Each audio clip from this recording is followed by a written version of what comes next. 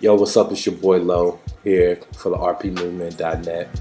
Just want to talk to you for a second. If you're visiting the site for the first time, welcome. We appreciate you stopping through. And to all the movers out there who know what's up, we in the movement. Hey man, I just wanted to bring something to you. I was in my daily devotion. I'm gonna jump right in this thing. I was in my daily devotion this morning. I just fed my kids, and I'm sitting at the table here. And I was doing my daily reading, and I was reading Matthew, the 22nd chapter. And I got down to the 34th verse, and it started discussing the greatest commandment. And I'll read it to you real quick. Starting from the 34th verse. Hearing that Jesus had silenced the Sadducees, and the Pharisees got together.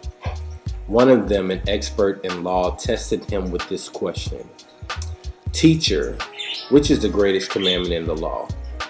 Jesus replied, "Love the Lord your God with all your heart, with all your soul, with all your mind.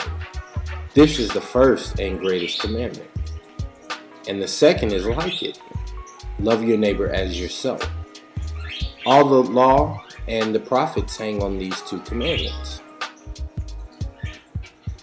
Now, check this out. You have an expert in the law. I guess you could say a cat that went to Bible college or seminary school. And you have Jesus, a cat that's being radical in his approach to teaching the scriptures. But Jesus said, hey man, at the end of the day, out of all the 10 commandments, out of all the scriptures, out of all the books, here's what matters the most. You have to love God all completely. You have to love him with your heart, your soul, your mind, body, and soul, as some people will say it. And that is the first step to becoming a disciple of Christ.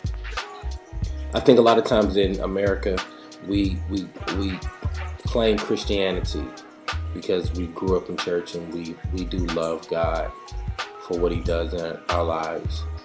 But when things don't go the way we want them, we walk away from him, which means that we're really not disciples of Christ, but we're more like passive Christians, like acquaintances, so to speak. We all have to be disciples of Christ. Even in my life, I have to daily command my flesh to die and fall into submission to the Spirit of God. There's always things that you want to get upset about, things that people do that may hurt you or frustrate you, or just put you in a bad place that doesn't reflect the power and the love of God. So what I want you to do with me, because I'm starting with me, is let's work on making sure that we stay disciples of Christ, following the principles and the teachings of Jesus Christ, not half-heartedly, but wholeheartedly. Jesus said, "I'd rather have you hot or cold, because if you're lukewarm, I'll spew you from my mouth." You can't be 50-50. You can't straddle the fence. Not with Christ. Christ went all out. That's why cats wanted to kill him by the time he got to his 3rd year of ministry. There's so many things we can do through Christ Jesus. And he said, "Greater works we shall do." But for us to do those works, we have to be disciples of Christ. We have to kill our flesh daily.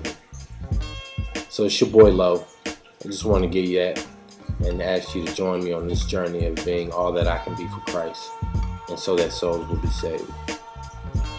Love you. God bless you. It's the movement, man. rpmovement.net.